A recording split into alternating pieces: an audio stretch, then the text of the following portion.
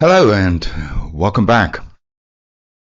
Nowadays we buy most of our gear, equipment we've got at home from online shops. It's rarely the person that goes to a physical shop unless you live in a big city. But years ago, going to physical store was the way to buy turntables, styli, loudspeakers, etc. This has its advantages and disadvantages. I have bought over the years items that I didn't like because they sounded good at the physical store. And then once I was home and play other albums, the effect was not the same, and I didn't like the overall sounding I was getting. Now, in those early days, I didn't realize that most sellers use certain albums to showcase the gear and make you jump to the bait. I'm talking, of course, of albums like Steely Dan's Asia, Dark Side of the Moon, Alan Parsons' Eye in the Sky, and nowadays they use UHQRs and they use MoFi. The thing is that these albums, as a rule of thumb, they sound incredibly good. No matter the gear you use, no matter the stylus, the loudspeakers, the preamp, they're gonna sound great, right?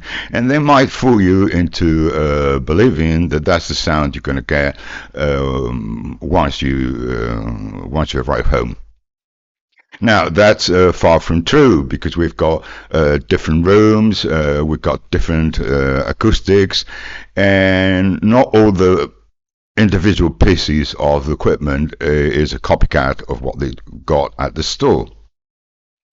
So now in these advanced years, when I go to a physical store, which is once in a blue moon, I carry my own records. I've got certain records that I know like the palm of my hand, and that I know that how I want them to sound, the particular sound that I want in that record. So I just take them to the store and make the guy play them. And if I'm satisfied with the result, then I upgrade or change any piece of equipment that I feel is not up to my expectations.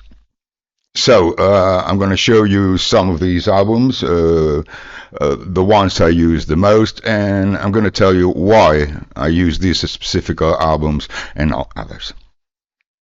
So let's get into it.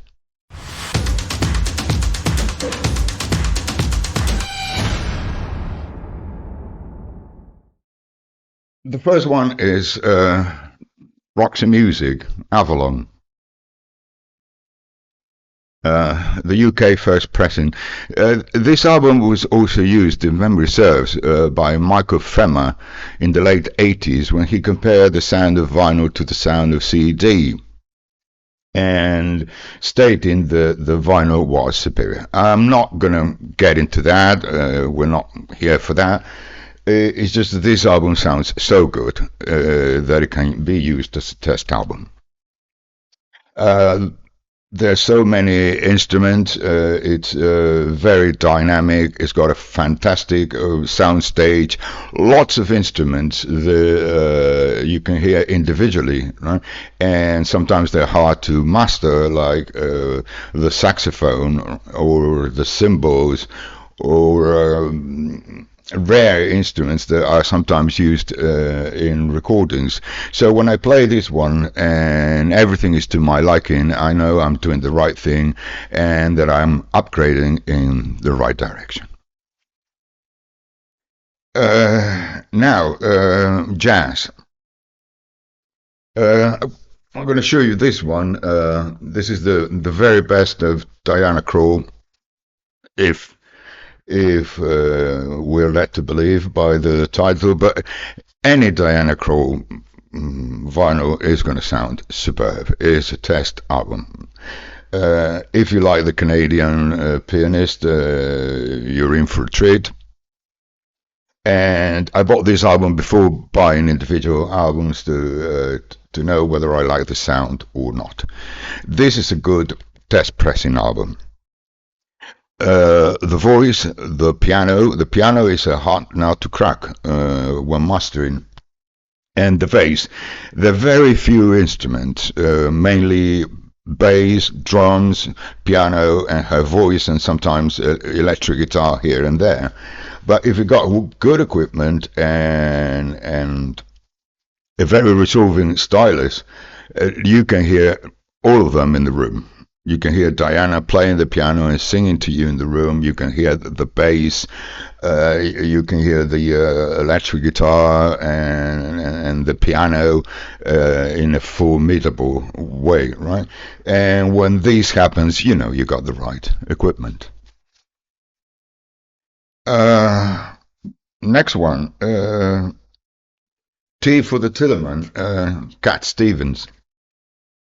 This is a Dutch second pressing. I've also got a German second pressing. There are many boutique label reissues. There are many pressings. Most of them sound good because this album was very well recorded and sounds very good. I use this one for two reasons, right?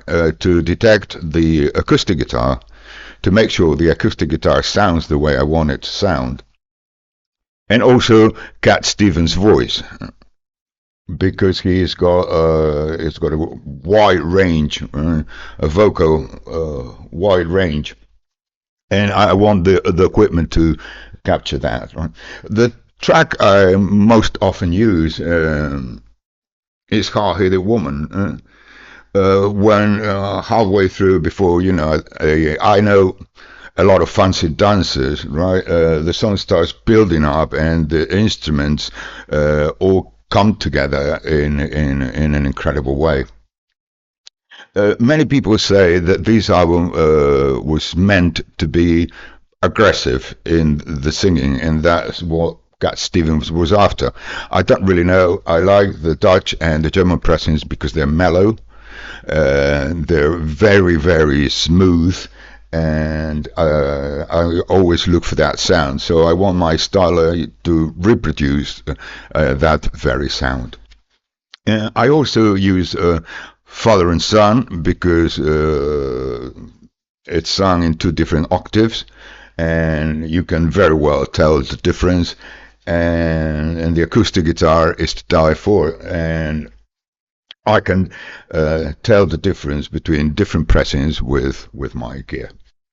The best copy is reputed to be the Sterlings, the US and UK Sterlings. I've never been able to find a near mint one, but I'm quite happy with this Dutch pressing and with the German pressing. They sound really good, and they're great for me to try my gear, to play my music the way I want it to sound. Now, a troublesome recording. Peter Gabriel. So, I've never heard the classic records reissue, so I'm not going to speak for that. I don't know how it sounds. But there was a problem with these recordings, and is that in most styler and most equipment, there is a lot of sibilance presence. Well, sibilance, is when the S sounds very liquid at the beginning, and it can become very, very disturbing, right? And distract you from the music. Every copy I've had of this album, had that problem in a bigger or smaller way. So when I check style, I try to find the one that is less forgiving with the sibilance, and plays the voice more smoothly, and it doesn't distract me from the overall sound of the record. It's really hard. I had sibilance here with Nagaokas, with Audio Technicas. The Samicos do a good job. I've never tried a moving core cartridge on it. I should. See if I can get rid of the sibilants altogether. As I said, I don't know about the classic record reissue. You can let me know in the comments if it has that problem, right? So that's that's why I use this album, right, to compare. Next one is I've got the music in me. Thelma Houston. This one was recorded in Sheffield Lab, and it is reputed to be the album with the widest dynamic range ever. I check in different places, and that seems to be the case. It was done by TML, the mastering lab. The sound is absolutely phenomenal, and it is a great way to test all kinds of instruments because you got, trumpets here, saxophones, keyboards, piano, harmonies in voices, bass guitar, tambourine, and whatnot. And of course, you got Thelma Houston's voice, which is fantastic. There is a very nice version here of "Got to Get You Into My Life," the Beatles track. But I mainly play these albums for the dynamic range to see if everything is okay in my equipment. I need to get a good result when playing this album. Supertramp, famous last words. It's a pity this is not one of my favorite Supertramp albums. It's a shame. It is very, very well recorded and sounds great. Even the regular US, UK, European pressings sound very good. But this very pressing, this US pressing, was also done at the mastering lab, and it was mixed and mastered by Doug Sachs, right? Just this very copy. It is phenomenal. It absolutely trumps over the regular issues, which are very good sounding all the same. But this one fills the room. You got Rick Davies on one side, you got Roger Hodgson on the other side. The sound of the saxophone at the end of My Kind of Lady is superb here. You can tell the drums, the bass, and you get the big pictures, so to speak, right? It's like having the band right in front of you. The regular albums are okay, they're very good, I've got several copies, but this one is something else. I don't think they're very expensive, they should be affordable. Check, right? Remember to look for TML on the Run Out Cruise, and make sure this is the Doug Sachs copy. Really, really worth your money. Now, a classic. Steely Dan. This is the Japanese first pressing of Gaucho, and it is my favorite copy. Of course, I got like 2 or 3 US Ludwigs, sound great. I don't have the UHQR because I downloaded the Hasrace files and it sounded a bit bright to me. So I didn't find the price I was going to pay worth. Right? This is my favorite copy. Compared to the US, the high end is a bit rolled off here, but to me, for the better. This sounds smooth. There's no a hint of the brightness that you can sometimes hear in the Robert Ludwig. This is smooth. This is very, very smooth, very mellow.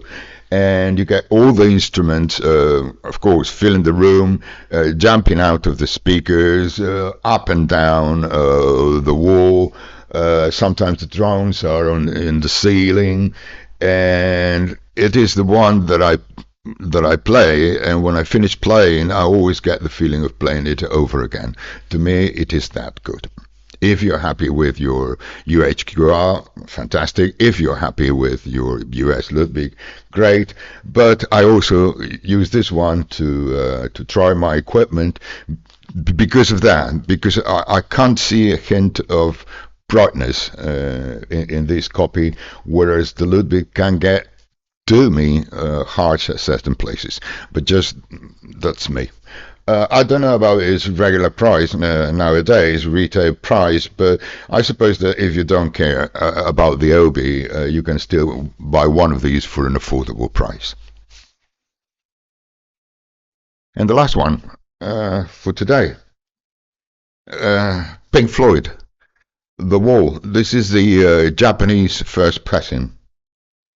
I've also got the US TML and the UK TML and the German TML that I absolutely love for the low end and the passion that comes through.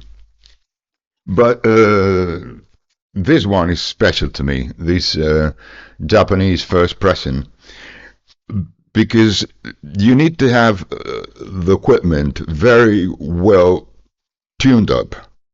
You need the synergy, the perfect synergy in your equipment to get this record sound really, really good.